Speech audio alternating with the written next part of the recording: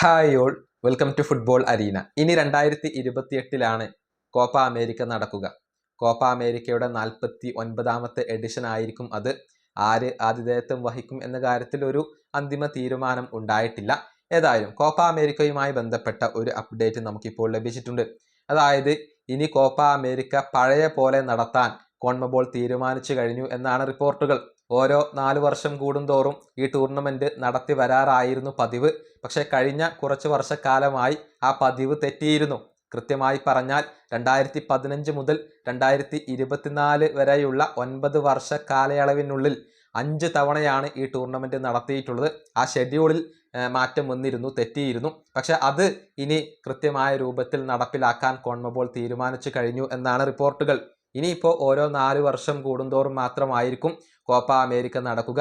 ഏറ്റവും ഒടുവിൽ 2024 നടന്നു. ഇനി 2028 നടക്കുക. അതിനുശേഷം 2032 നടക്കുക എന്നൊക്കെയാണ് റിപ്പോർട്ടുകൾ ചൂണ്ടിക്കാണിക്കുന്നത്. കഴിഞ്ഞ കുറച്ച് വർഷക്കാലമായി ഈ ഷെഡ്യൂളിൽ മാറ്റം വന്നിരുന്നു.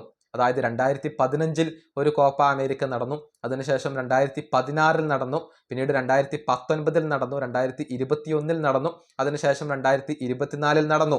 അങ്ങനെ 9 വർഷത്തിനിടെ 5 കോപ്പ അമേരിക്ക ടൂർണമെന്റുകൾ നടന്നു. അതിന് പലവിധ കാരണങ്ങൾ ഉണ്ടായിരുന്നു. ഏതായാലും അത് ഇനി ഉണ്ടാവില്ല. 4 വർഷം കൂടുമ്പോൾ മാത്രമായിരിക്കും കോപ്പ അമേരിക്ക നടത്തുക എന്ന കാര്യത്തിൽ കോൺമബോൾ ഒരു തീരുമാനം എടുത്തു എന്നാണ് സൗത്ത് അമേരിക്കൻ മാധ്യമങ്ങൾ റിപ്പോർട്ട് ചെയ്തിട്ടുള്ളത്.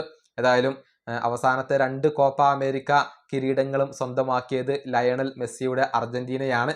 ഇനിയിപ്പോൾ ആര് സ്വന്തമാക്കും എന്നുള്ളതാണ് ആരാധകർക്ക് അറിയേണ്ടത്. ഈ വീഡിയോ അവസാനിപ്പിക്കുന്നു. അടുത്ത വീഡിയോയിൽ കാണാം.